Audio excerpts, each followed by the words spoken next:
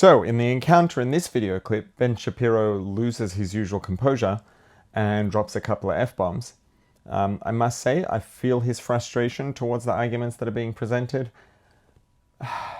At the same time, I would say that, especially towards the end of the video clip, I have a lot of respect for the student who's confronting him with these arguments. And let's have a look and a listen to this encounter, to this confrontation, and see what it looks like. Hi Ben. With Israel giving the 2 million population of Gaza only 24 hours to complete an evacuation that would take 72 hours at the least, according to the UN, then bombing the escape routes, how can you continue to push the narrative that the IDF, as well as Israel, cares about the Palestinian citizens? According to the UN Human Rights Commission, 6 million Palestinians have been displaced since 1950, and recently 2,700 to 3,500 killed. Given those figures, how can you defend the actions of the IDF? Because they clearly are not just killing Hamas/active combatants. They're attempting to kill Hamas/active combatants. And the way that I know that is because Hamas keeps hiding civilians on top of the active combatants. If Hamas thought that Israel was simply going to target civilians, and they wanted to save their own civilians, theoretically, they would not put their rockets in buildings. Okay, one of the things that drives me absolutely up a wall is this notion that Hamas itself knows that Israel is attempting to stop civilian casualties. There are tapes of Israel literally calling people standing outside buildings who work for Hamas, telling them, get the civilians out of the building, we're about to hit the building, and the Hamas guy saying, I don't want to get the people out of the building. And the IDF soldier saying, get them out or they're going to die. He says, I want them to die. Hamas is open about this. They're not hiding this. As far as the UN Human Rights Council, the most useless organization in the history of mankind, who have nothing. I've noticed the peculiar absence of the UN Human Rights Council every time a Jew gets slaughtered in a massacre like we saw just a couple of weeks ago. Not a shock there, because the UN is the most Isley of international politics, a wretched hive of scum and villainy. But the fact is that Israel, by the way, has not just offered 24 hours. They've now offered, 2 weeks? I mean, the fact is that Israel still has not started its ground invasion. It's nearly 2 weeks after the worst slaughter of Jews since the Holocaust. Israel's been providing exact maps to people to get out. It's Hamas. There's actual aerial footage of Hamas trucks blocking the exit routes from these places to stop people from leaving. In fact, Israel even turned back on the water in the south of the Gaza Strip in order to try and drive civilians south. Okay, the notion that Israel is not trying to minimize civilian casualties is so belied by every possible fact. It's insane. I've been there and I've seen the footage of the IAF stopping hits on certain areas because they're afraid that it will maximize civilian casualties if they hit it. As I mentioned before, Al-Shifa Hospital, every single person knows that Hamas headquarters is located under Al-Shifa Hospital. Why hasn't Israel bombed it? Because it's a hospital. Israel doesn't want to bomb hospitals. There's only one party in this conflict that cares about Gazan civilians, and it is not Hamas. You can ask a follow-up, that's fine. So, given that information, do you condemn the Israeli radical fundamentalists that call for the extermination of Palestinians? I call for of course, if you call for the extermination of a population, of course I condemn that. Why wouldn't I? The fact that Palestinian supporters can't do the same thing with Hamas tells you everything you need to know. I can do that no problem. And they wanted to see. So, a few things. First of all, any argument that's founded on something that's coming from the UN, your statistics, facts, the UN is a joke, period. Now, when I say the UN's a joke, that's not to say that the UN's funny, like haha joke. It's not funny at all. It's serious and it's dangerous. When I say that it's a joke, I mean the UN is as unserious as a joke is. There's nothing serious about the UN at all. It's pathetic and entirely unserious, not worth taking anything they say seriously. Anything they say is at best 50-50, maybe true, maybe not. At best. Probably most things they say are more likely to be false than to be accurate. So if your argument is based on what the UN said, that's already a non-starter. That's first of all. Second of all, the argument that that this student makes is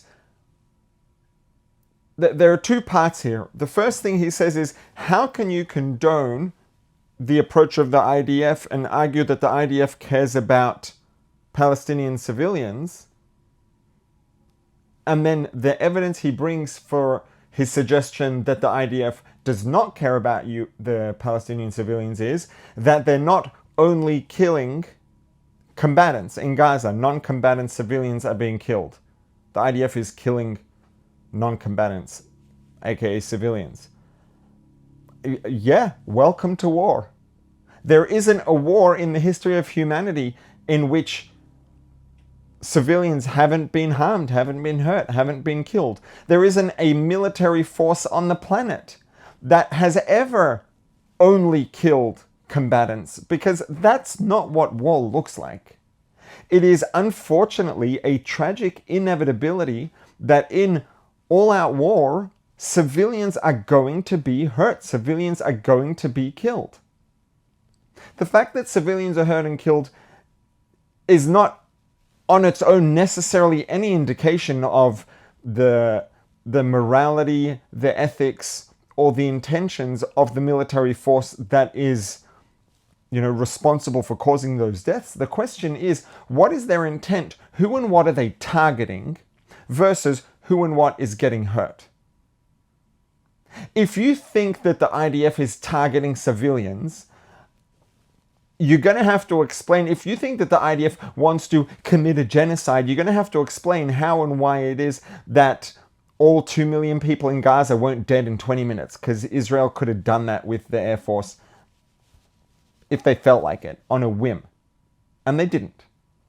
If you think that the IDF wants to harm and kill Palestinian civilians, you're going to have to explain why they've sent millions of text messages ahead of time, letting everyone in the area know, by the way, at such and such time on such and such date, we are going to be attacking such and such an area, giving Hamas the heads up, giving Palestinian Islamic Jihad the heads up that they're coming, all in the interest, giving the enemy a heads up exactly where they're going to go and what they're going to do and when they're going to do it, all in the interest of minimizing Palestinian casualties, civilian casualties.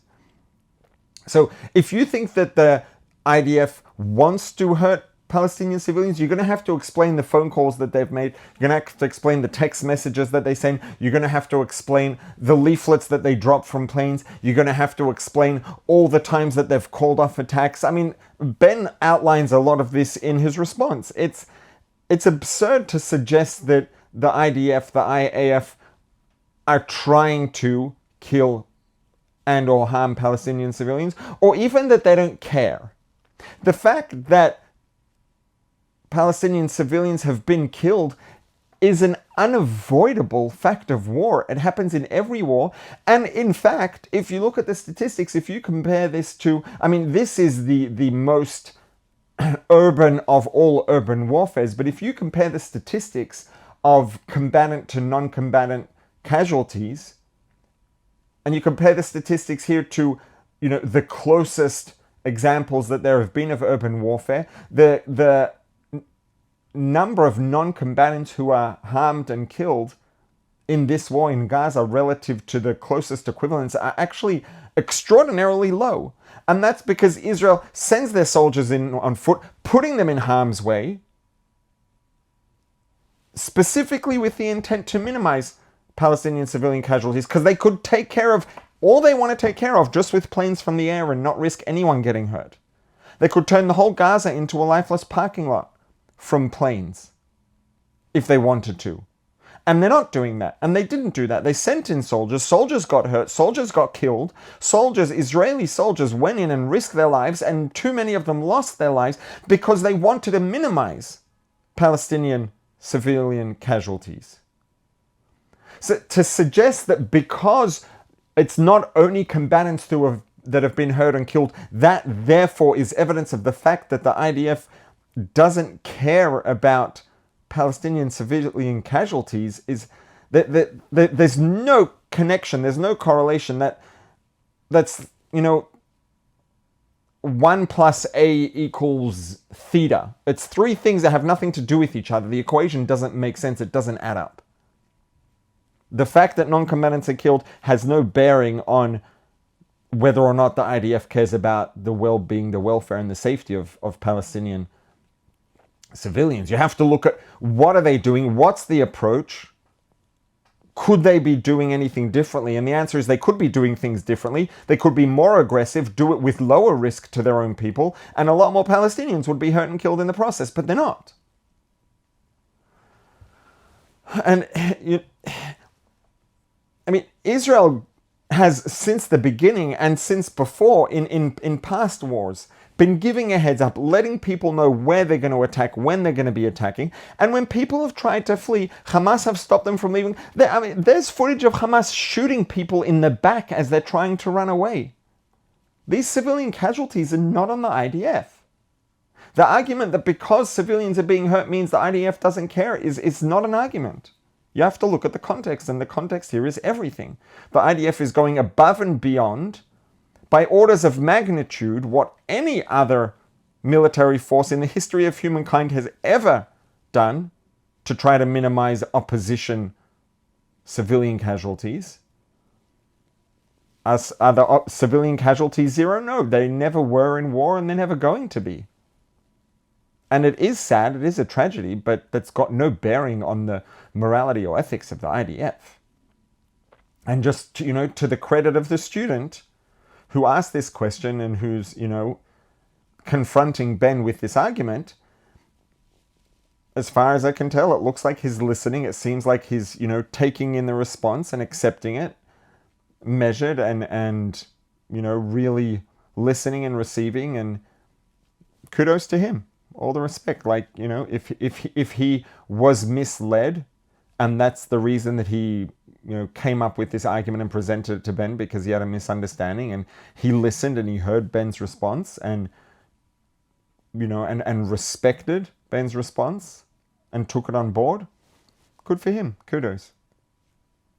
If everybody that was confronting representatives of Israel and the IDF, etc., would listen with that same genuine interest and interest in the truth and interest in really understanding things the way they are, this world would be a much better place. Things would look very different. So kudos to him.